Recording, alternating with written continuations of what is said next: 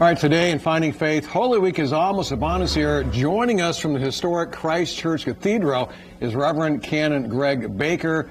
And Reverend, you guys have a busy week ahead. That begins on Saturday with a performance. Is that correct? And before we talk about that, canon. All right, I just want to ask you, what does canon stand for? Canon.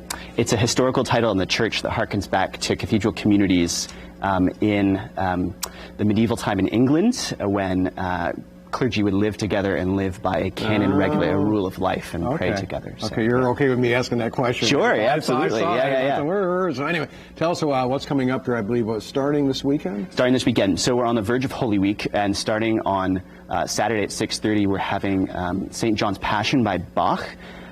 Which will sort of set the scene for us as we move into the holiest time of the year. It's a dramatic musical recounting of Christ's Passion that we're really looking forward to. And you have an orchestra there, is that right? Indie Baroque Orchestra and our own cathedral choir. Okay, we're seeing some pictures right here. I mean, how long has the church been around? It's been there for quite a while. A couple hundred years. The mid 19th century. Me as well. Yeah. We've been here for a while. We're the last historical parish on the circle, and really believe in our presence downtown.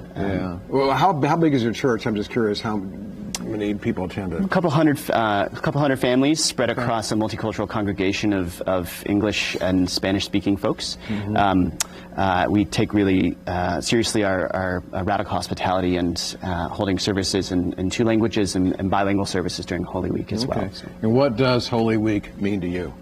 Holy Week is this sort of spiritual pilgrimage where we move through a bunch of sacred rituals to remember the life, death, and resurrection of Jesus. It starts officially this Sunday with Palm Sunday, and then moves through a number of different services throughout the week on Monday, Thursday, and Good Friday, a vigil on Saturday, and then of course Easter Day, both in Spanish and in English. And it makes real again that dramatic story which is so ancient and familiar to Christians across the world. Yeah, what makes your church so unique?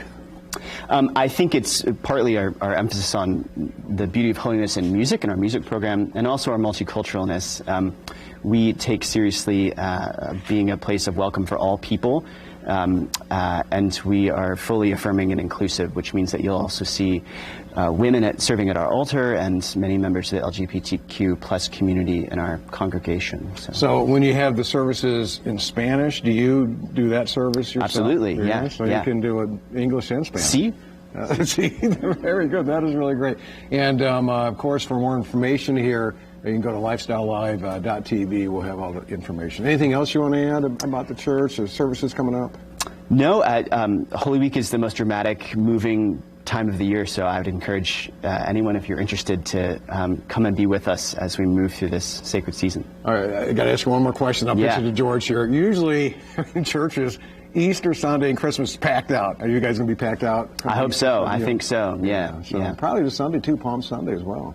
I think so. Some of the busiest times of the year. It's always exciting. All right, Reverend, we appreciate that. Thank you. George, that time of the year here. So it is indeed.